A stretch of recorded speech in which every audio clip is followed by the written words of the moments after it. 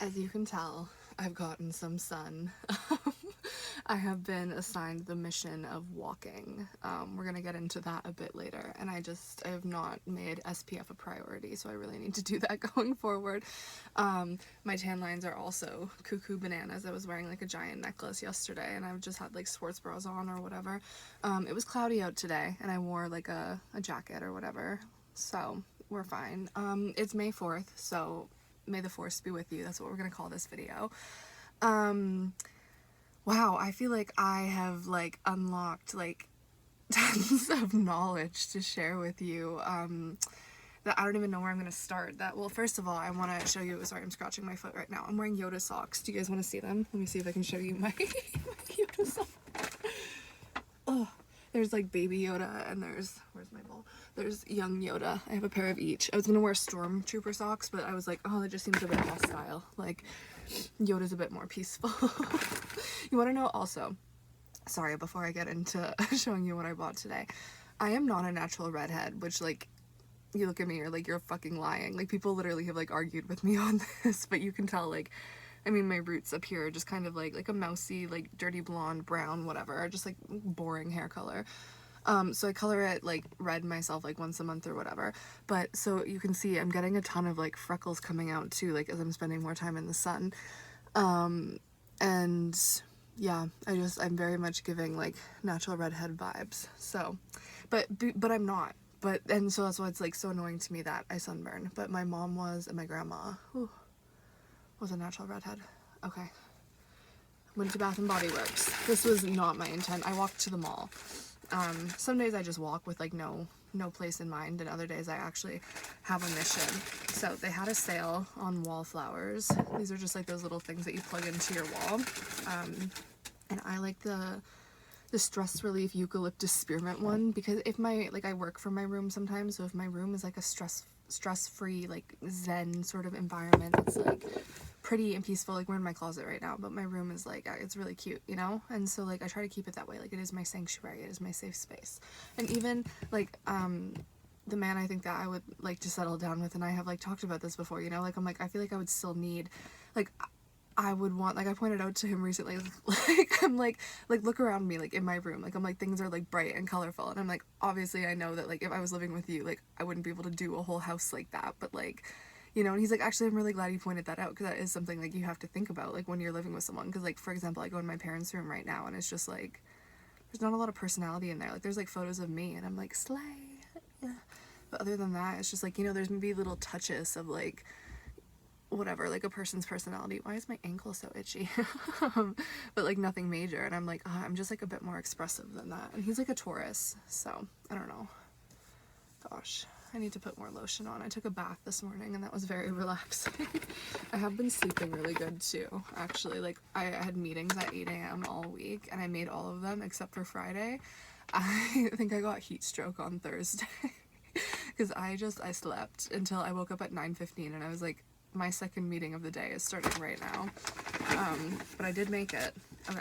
And 3 wick candles were on sale for $12.95. So I bought Sunny Coconut. I think this is a new one. It's very nice.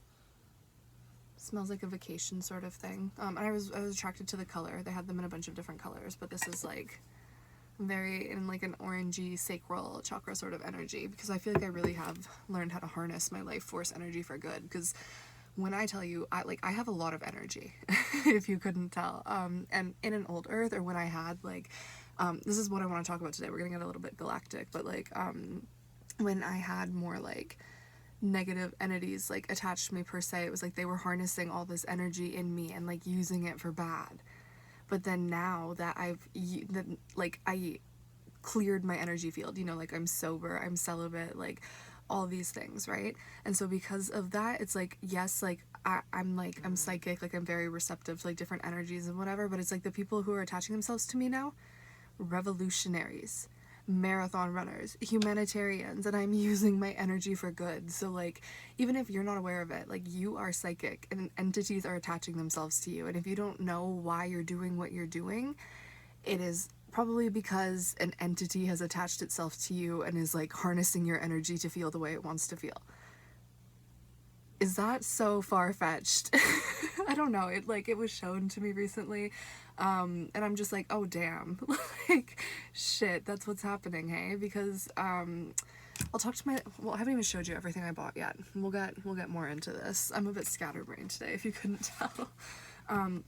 So my mission in walking to the mall was I wanted to buy Gabor Mate's book, In the Realm of Hungry Ghosts, and probably like 6 months ago, actually, I made a video called In the Realm of Hungry Ghosts, where I talked about this book and just like, you know, my perception of like hungry ghosts and stuff. Like, I've studied Buddhism a bit, so I'm like pretty familiar with the concept. But like Gabor, if you're not familiar, he's just he is Canadian, and he's just like a genius, like a psychologist, like therapist, and he worked with a lot of addicts in like Vancouver's like downtown east side. And I actually used to live in Vancouver, so like I'm very familiar with East Hastings. Like, not that I lived around there, but like I went to school downtown and whatever. Like, I'm familiar with the culture.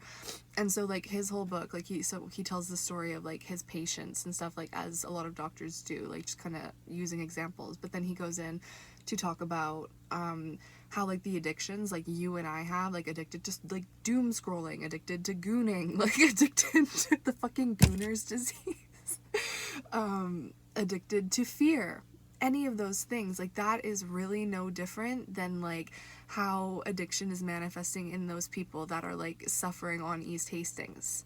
Like, it is impending the progress of the world in the same way, and we need to take all addictions very seriously. Like, we need to go to the root of those traumas and figure out, why do we need these substances? Why do we need to go so far to feel happy? You know, like, why can't it just be like those simple things that we did when we were little? Because that's what it is for me now after I've gone on this whole journey. Like, I haven't even read this book yet. I'm just feeling called to read it. I have some other stuff by Gabor, and I've listened to like podcast episodes that he's done. So yeah, just feeling really called. This is like a dense read, but like I honestly am a super reader. Oh, there's the bookmark in here. The world needs more Canada. I'm really on that wave lately. Like, I've never been a super patriotic person or anything.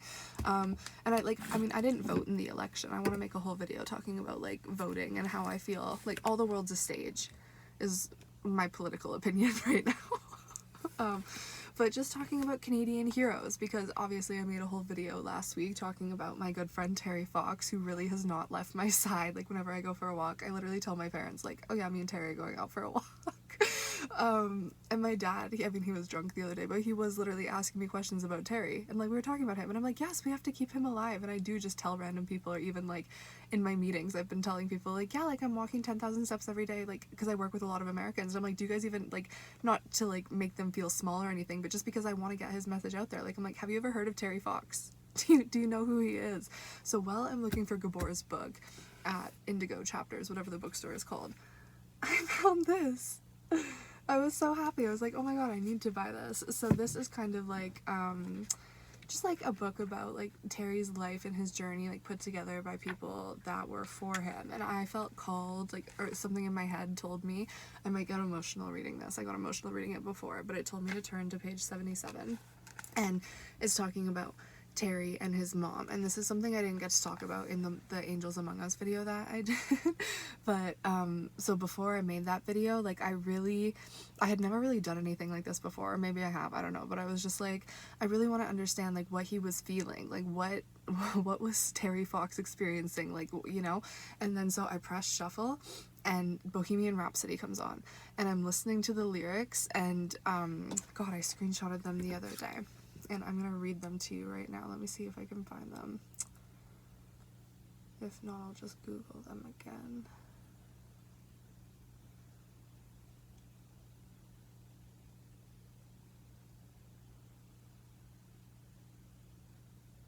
Sorry for the awkward silence. See, I never know what I'm going to talk about, so I just need to like pull things up in the moment.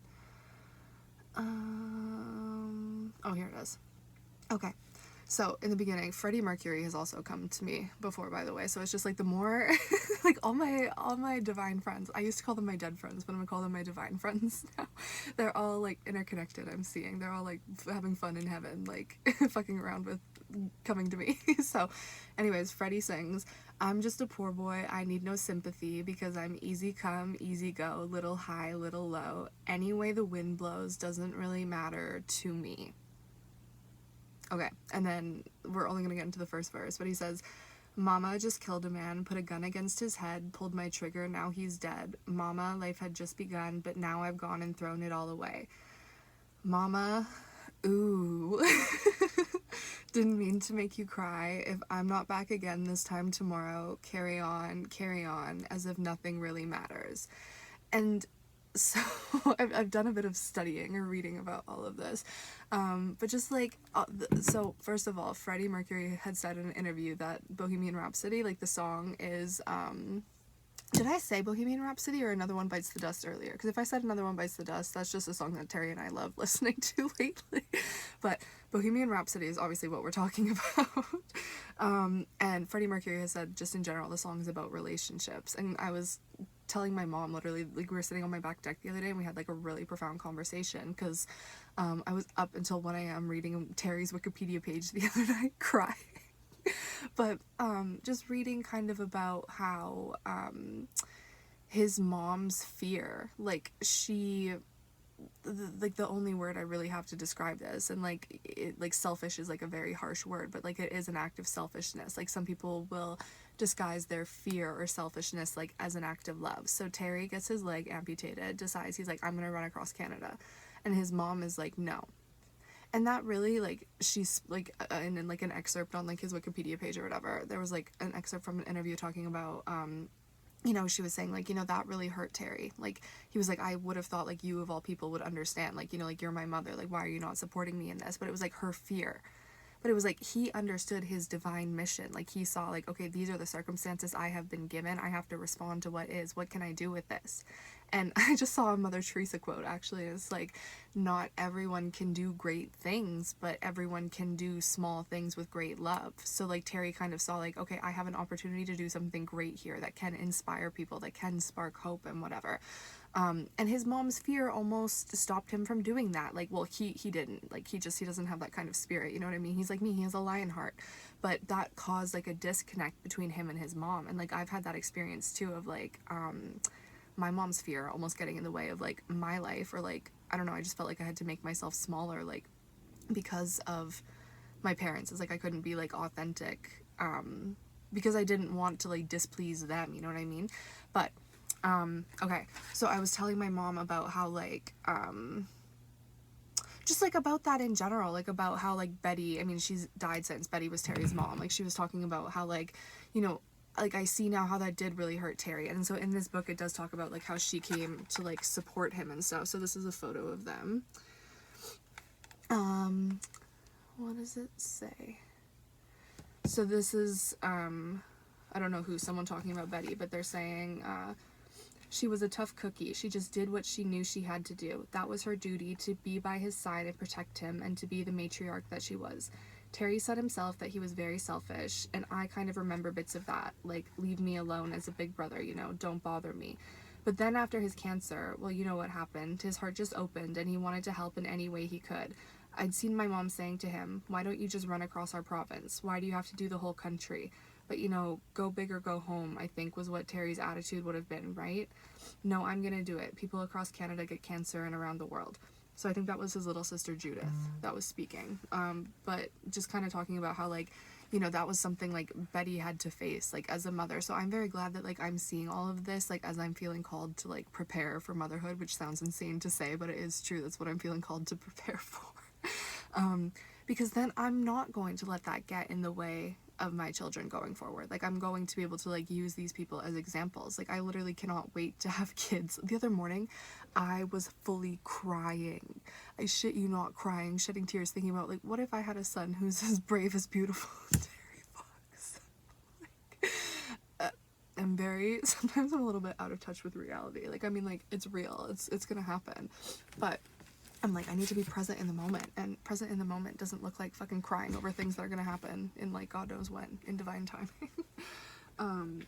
So, yeah, that's, a little bit about what's up with me. Self-care Sunday.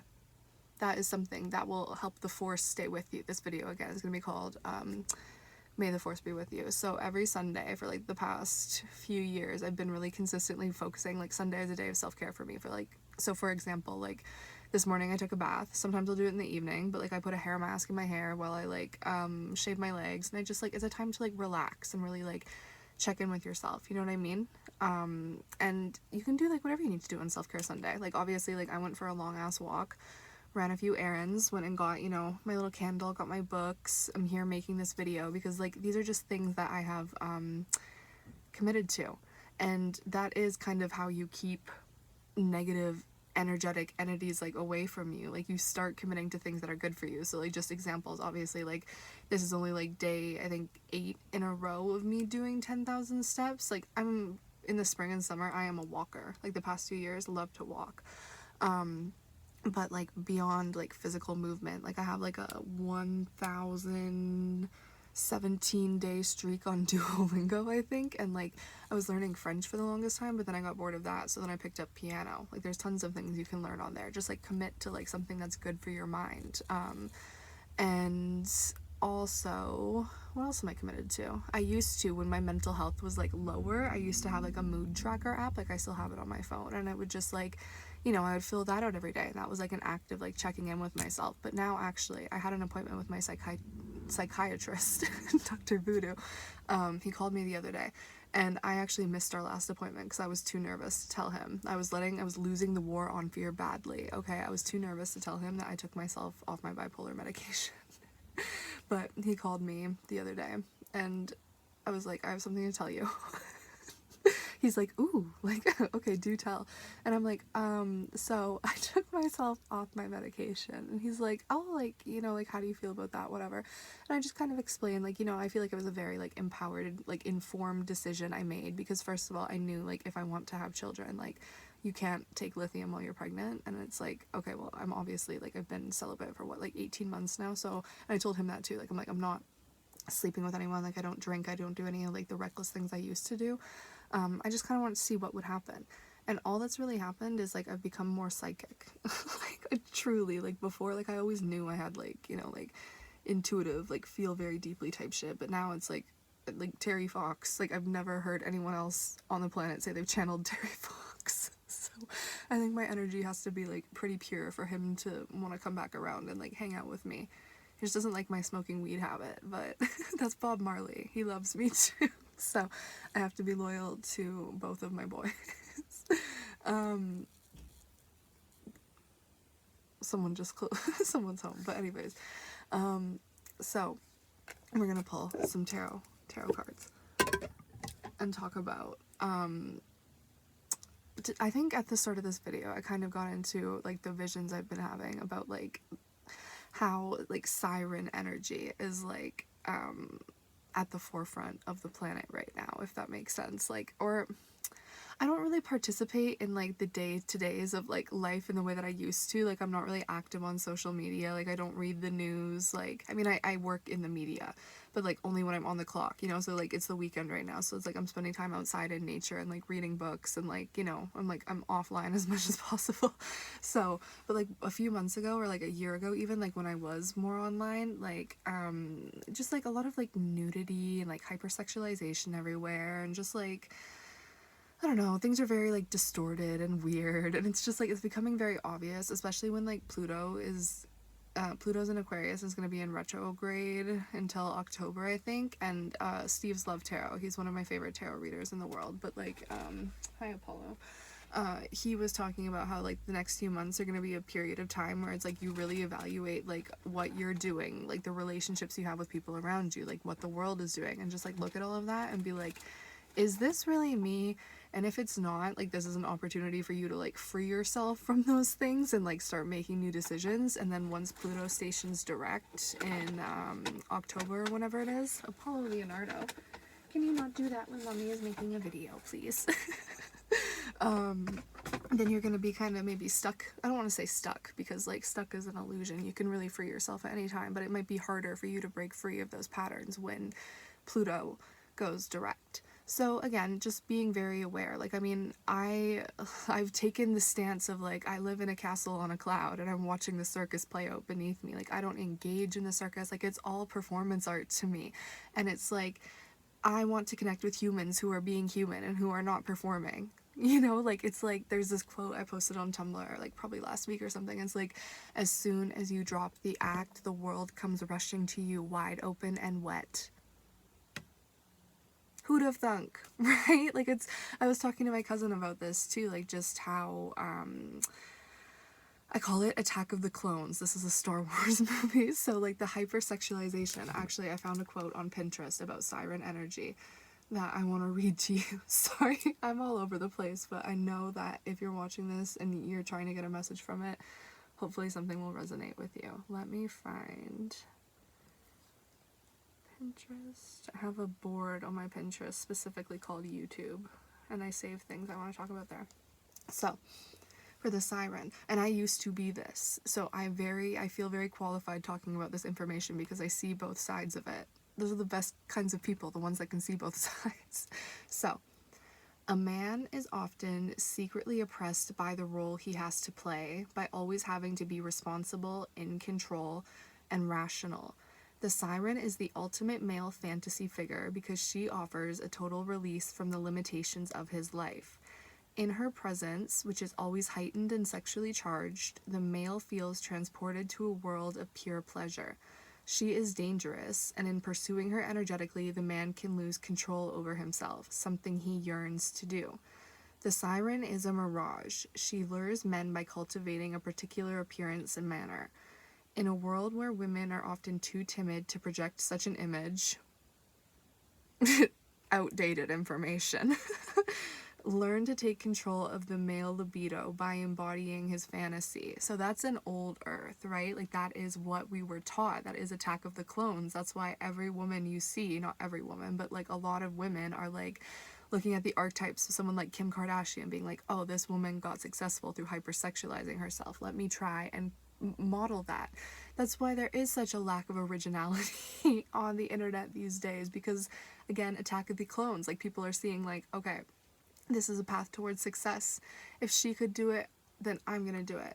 And kind of at the beginning, when this is saying like a man is often secretly oppressed by the role he has to play, this is when men were in a place where it was like they couldn't trust women to be in control of their masculine side. Like, there was like, women had to heal their masculine wound, right? So, and women weren't really given the same sorts of rights as men for like a really long time. Like, women couldn't vote, women couldn't buy property, just like little things like that, right? So then now it's like, okay, so then as women kind of like, so men felt burdened by having to carry like, okay, I always have to be strong because like women are more emotional, right?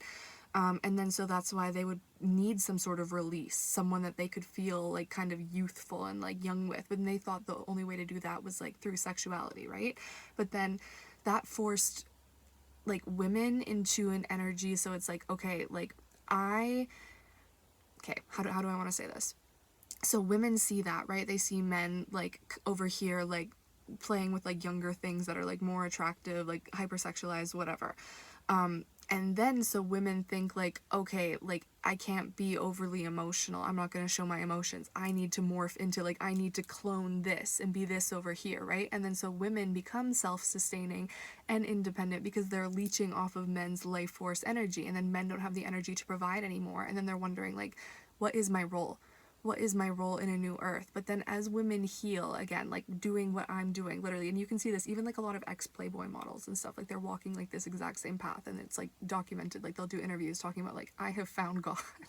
But anyways, so it's like women will kind of like over here, like the divine feminine, as we're in the age of Aquarius, it's like we can't be these clones anymore. We can't be these distortions. We need to be our authentic self. Like, that is what's going to bring the earth into 5D, right? So then it's like we are over here and we are like healing our masculine energy and our feminine energy. It's like we are being whole independently, and then men are realizing, oh, before it was like so women were like distorted before. Women weren't healed in that masculine energy because they weren't afforded like the opportunities to be able to like sustain themselves and like protect themselves or whatever. It's like they were just kind of seen as like feeble creatures or whatever, right? And that's because the divine feminine power has been stifled for like generations because people were scared of us. They thought we were witches, and like we kind of are, but that's not a bad thing. So anyways, people, your inner masculine, your inner feminine, right? So then we, the women, we are inspiring the masculine. Not even, when I say women, men, masculine, feminine, it's all just energy, okay? Please, no one come for me, okay? It's all just energy. And so we're over here, and it's like, I'm whole. So then now I only want whole people. So then that encourages, these men are like, okay, if I want to be with this woman who is beautiful, who is divine, who is ready to start a happy, healthy, fruitful family, I need to rise up.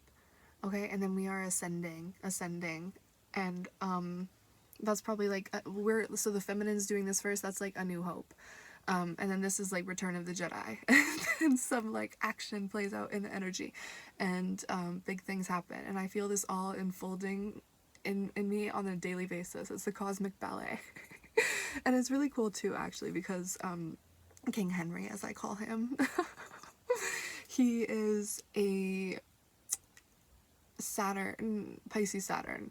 I'm an Aries Saturn, but he is an Aries Venus. I'm a Pisces Venus. And the planets the last few months, they've been like shifting in and out of those like via retrograde. So we are quite literally, like, as soon as I did the astrology on this and figured it all out, I was like, okay, I have nothing to worry about because everything is just playing out exactly as it's meant to in divine timing. And then that enabled me to focus on my divine mission of walking.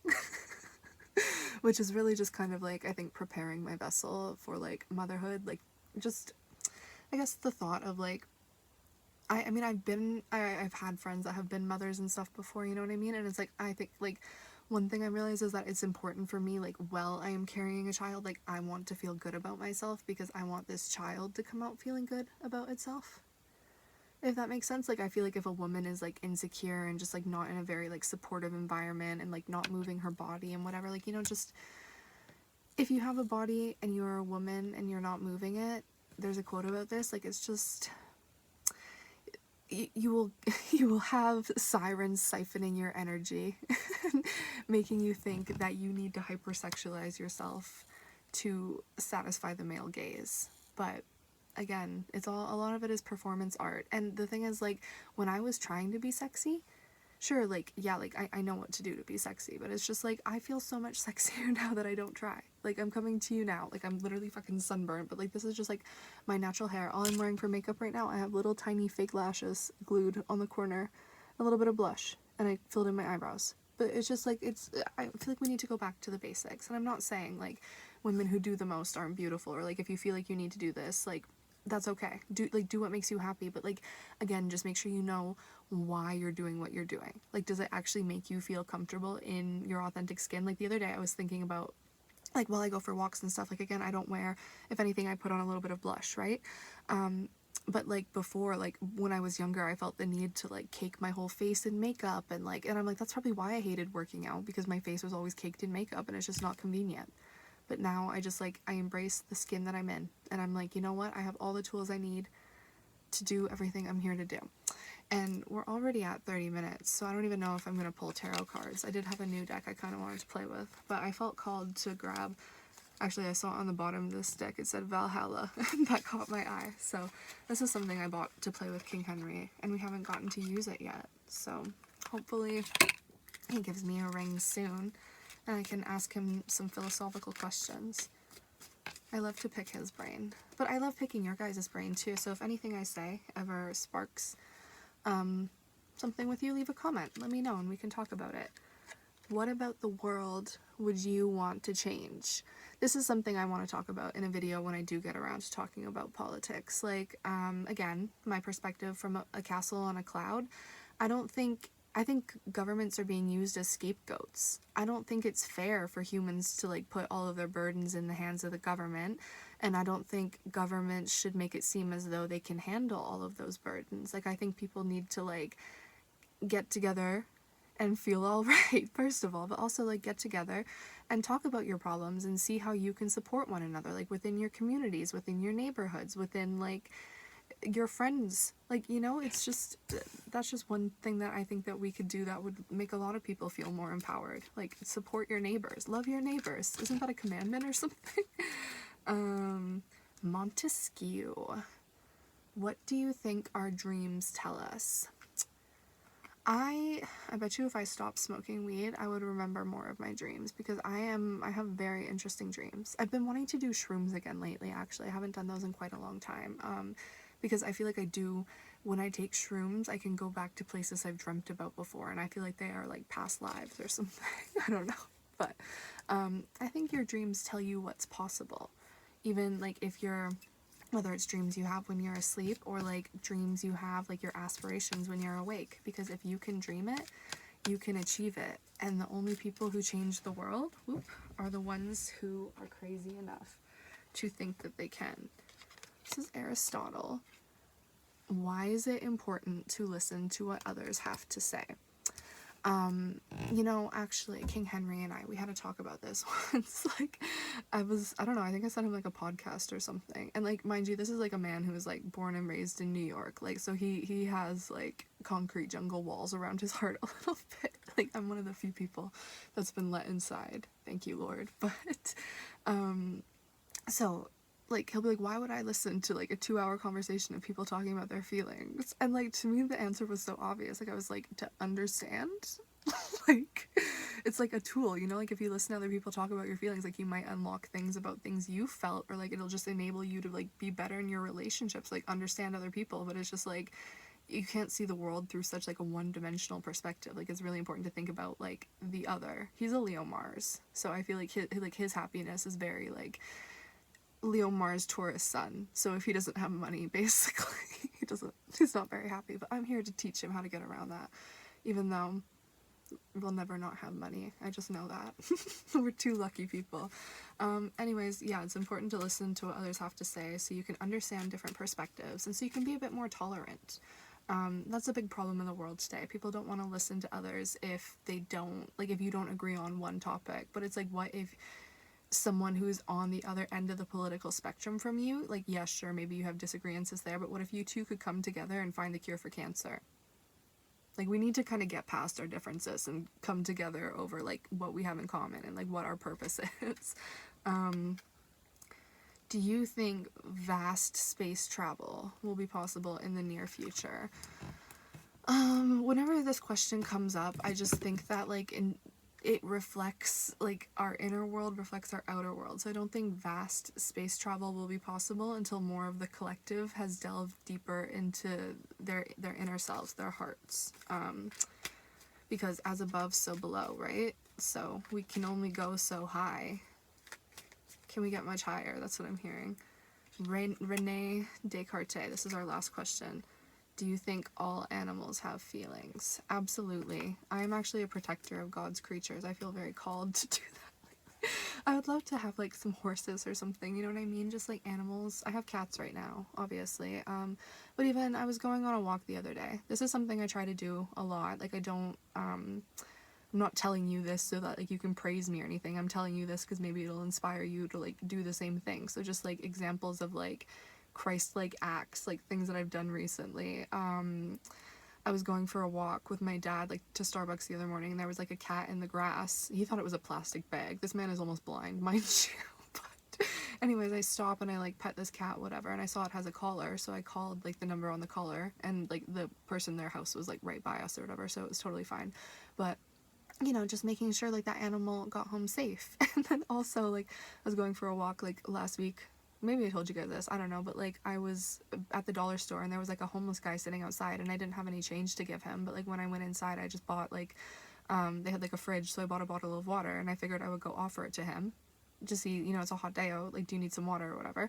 And he did take it, and like if he didn't take it, like at least then like I would have had a bottle of water, but like I lived right down the street, so like it was nothing for me to buy that for him, And actually, I was on a walk with my little cousin, and there was like some little girls. They set up a lemonade stand, and because the youth are dead ass important, I gave them a few extra dollars. And like these are just like random acts of kindness. And like literally about a year ago, like I was pretty much living like paycheck to paycheck. Like I couldn't afford to go buy myself a coffee if I wanted to. So I totally understand like if you're in a place like that. But then just like be kind with your energy. And like when you start being kind with your energy, then you'll attract more financial abundance, and you'll just be like a kind-hearted person or whatever. So it'll be easier for you to like give your pentacles away. Like I'm really not attached to my pentacles. whatsoever. The Three of Pentacles is on this tarot deck. We can shuffle, we can get a few cards, I guess. I'm not done talking to you people yet. You people. Sorry. What have we got? The Devil. Fear. This is who we're fighting. So what energetic attachments, like, well, Pluto is in retrograde. Ask yourself, like, okay, what things do I feel energetically hooked into me? Because when I had like siren entities attached to me, I have a painting in my room that I did, I'll show you guys sometime, but it's like of a mermaid and it says La Sirena.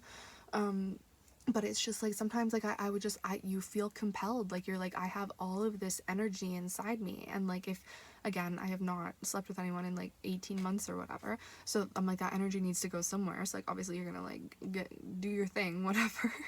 But like those are other entities siphoning your life force energy. So now instead I use my energy to walk, to create. You know, of course, like, a girl still does what a girl does, but it's like nowhere near as excessively or unconsciously. Like, now I use like my orgasms as like a manifestation tool. Like, I'm a lot more intentional with it. Temperance. So you have to be patient while you are healing the devil, right? Like, you need to be patient with yourself and be the observer of yourself. Don't judge yourself. That's the last thing you need, right? You can't shame yourself into evolution. So like, if you find yourself repeating a pattern, don't be like, oh my god, like, I'm such a fuck up, like, blah blah blah. Like, just be like, okay, what triggered me to do that, and how can I avoid that from happening again? Or like, if I can't avoid the trigger, then like, what is a coping mechanism? The Four of Cups. So remember, boredom is a breeding ground for bad decisions. Don't let yourself be bored. You have to have a mission, right? And like, so again, like, I gave up a lot of my bad habits, and then now like the people that come to me are revolutionaries and like humanitarians, right? So it's like, I assign myself the mission of walking 10,000 steps a day.